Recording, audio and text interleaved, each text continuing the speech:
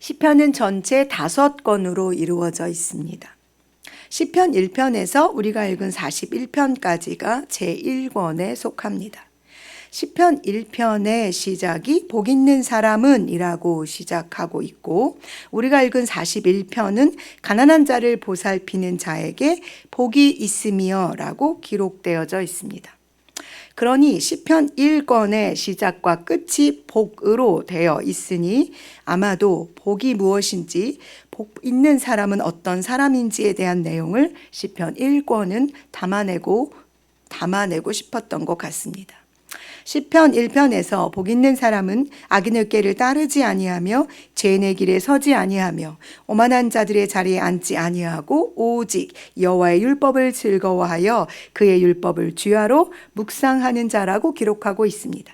오늘 우리가 읽은 본문 1절에서 가난한 자를 보살피는 자에게 복이 있다라고 말씀하고 있습니다. 그렇다면 두 본문을 합치면 복 있는 사람은 여호와의 율법을 즐거워하여 그 율법을 주야로 묵상하는 사람이며 그는 가난한 사람들을 보살피는 사람이라고 볼 수 있는 것입니다. 이것은 하나님의 사랑, 이웃 사랑으로 이어지는 하나님의 큰 계명과도 연결되어집니다. 잠언 14장 21절에는 이웃을 업신여기는 자는 죄를 범하는 자요 빈곤한 자를 불쌍히 여기는 자는 복이 있는 자라고 기록하고 있고, 잠언 19장 17절에는 가난한 자를 불쌍히 여기는 것은 여호와께 꾸어드리는 것이니 그의 선행을 그에게 갚아 주시리라 라고 기록하고 있습니다. 즉 성경은 가난한 자를 돌보는 것과 복을 연결시키고 있는 것입니다. 누가복음 10장 25절 이하에는 어떤 율법 교사와 대화하시는 예수님의 모습이 등장합니다. 이 대화의 주제는 누가 나의 이웃인가입니다. 우리가 잘 알고 있듯이 예루살렘에서 여리고로 내려가던 어떤 사람이 강도를 만났지요. 제사장과 레위인은 그를 그냥 지나갑니다. 그러나 이때 어떤 사마리아 사람이 그를 보고 불쌍히 여겨 도와줍니다. 가난한 사람을 보살피는 자, 고난을 당한 자를 불쌍히 여기는 자, 그를 주님은 너의 이웃, 참 이웃이라고 말씀하고 계시는 것입니다. 이는 요한복음 13장 34절에서 35절에 새 계명을 너희에게 주노니 서로 사랑하라. 내가 너희를 사랑한 것 같이 너희도 서로 사랑하라. 너희가 서로 사랑하면 이로써 모든 사람이 너희가 내 제자인 줄 알리라고 말씀하신 예수님의 사랑의 계명을 향해 달려가고 있습니다. 이것은 어떤 행위를 위한 행위가 아니라 사랑에서 우러나오는 긍휼을 말하는 것입니다. 그렇기에 그가 하는 행위는 반드시 사람에게 결코 불쾌감을 주거나 수치스러움을 느끼게 하는 것이 아닙니다. 그래서 때로는 왼손이 하는 것을 오른손이 모르도록 하는 것을 말하기도 합니다. 내가 나를 불쌍히 여기시는 하나님의 긍휼로 말미암아 영원한 구원의 은혜, 내가 감당할 수 없는 크고 놀라운 은혜를 값없이 받았기에 그것이 바로 하나님의 사랑으로 말미암아 주어진 것임을 알기에 거저 받은 은혜를 거저 줄 수 있는 사랑에서 시작된 긍휼, 그것을 말하는 것입니다. 우리는 욥의 고난을 통해 수많은 하나님의 지혜를 배웁니다. 그러나 욥의 친구들의 이야기를 통해서는 고통스러울 정도의 안타까움을 경험하게 됩니다. 그들이 하는 말은 하나도 틀린 것이 없었지만 그들의 말들은 결코 고통 속에 있는 욥에게 위로가 되지 않았을 뿐만 아니라 듣고 계시는 하나님께서 그들에게 노하셨다고 말씀하셨습니다. 그러니 하나님의 복의 통로로 세상에서 살아내는 여러분과 저에게 주시는 하나님의 말씀을 기억하십시오. 고통 속에 있는 심령이 가난한 사람들, 실제로 물질적인 가난을 경험하고 있는 사람들을 돌보는 그 일로 인해 우리가 복을 누린다는 사실 말입니다. 예전에 제가 인천에서 사역하고 있을 때 교회 행여자가 도움을 받고 싶다고 방문하신 적이 있습니다. 늘 항상 있었던 일이었습니다.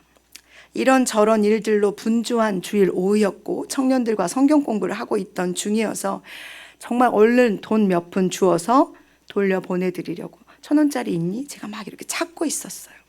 지금 생각해도 너무나 부끄러운 순간입니다. 그런데 갑자기 그분이 자리에 앉으시더니 저보고 앉으라고 하시는 거예요. 그리고 저의 눈을 쳐다보고는 저에게 이렇게 묻는 거죠. 전도사님, 예수님을 위해서 죽을 수 있어요? 놀랬죠. 왜냐하면 그분이 저에게 그런 질문을 할 거라고 생각하지 않았고 기대도 사실은 하지 않았으니까요. 그 질문을 받고 제가 그분의 눈을 쳐다보고 한참 울었어요. 나중에 엉엉 울었어요. 청년들이 옆에서 보고 있는데 사역이 사역으로, 말씀이 그냥 말씀으로 굳어가고 있던, 습관적인 사역을 하고 있던 순간에 주님이 저에게 다시 물으시는 것 같았습니다. 너 나를 위해 죽을 수 있니? 그리고 제가 그분에게 조용히 대답했죠. 그럼요. 저는 주님을 위해 죽을 수 있습니다. 그랬더니 저를 보고 웃으시더라고요. 1,000원짜리 몇 장을 쥐어 돌아가게 하시려고 했던 제 마음이 바뀌어 봉투를 찾아 제가 갖고 있는 모든 것을 담아 애들 것도 뺏어서 그 봉투에 담아 드렸습니다. 물론 그분은 그 봉투를 가지고 가셨어요. 마태복음 25장 31절 이하에는 양과 염소의 이야기가 등장합니다. 34절에 내 아버지께 복받을 자들이여 라고 외치며 35절에 내가 줄일 때에 너희가 먹을 것을 주었고 목마를 때에 마시게 하였고 나그네 되었을 때에 영접하였고 헐벗었을 때에 옷을 입혔고 병들었을 때에 돌보았고 옥에 갇혔을 때에 와서 보았느니라. 그때 의인들이 언제 저희가 그랬나요? 라고 묻습니다. 40절에 임금이 대답하여 이르되 내가 진실로 너에게 이르노니 너희가 여기 내 형제 중에 지극히 작은 자 하나에게 한 것이 곧 내게 한 것이니라고 말씀하십니다. 사랑하는 여러분, 주님은 언제 어떤 모습으로 우리에게 오실지 모릅니다. 우리에게 가난한 자들을 보여주시고 그들을 우리의 우리가 걸어가는 삶의 길에 허락하시는 이유는 우리에게 거룩하신 예수님을 영접할 수 있는 기회를 허락하시는 것입니다. 부지불식간에 나그네를 대접하여 복을 받은 아브라함처럼 우리에게 허락하신 가난하고 궁핍한 자들과 마음과 영혼이 가난한 자들에게 시원한 냉수 한 그릇 대접할 수 있는 그 일을 결코 소홀히 여기지 않아 복을 누리는 자들이 우리가 되기를 간절히 소망합니다. 마지막 날 모든 것이 그 행위대로 심판받는 재앙의 그날에 그 일로 인해 여호와께서 우리를 구원하신다고 약속하셨습니다.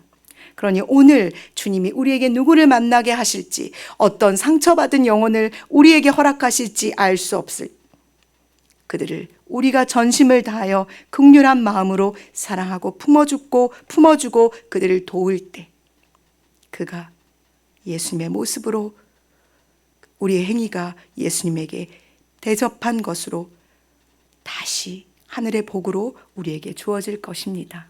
그러니 여러분, 오늘도 우리 열심히 주님의 사람들을 섬기며 사랑하고 긍휼로 덮어주는 삶 함께 살아내기를 소망합니다. 기도하시겠습니다.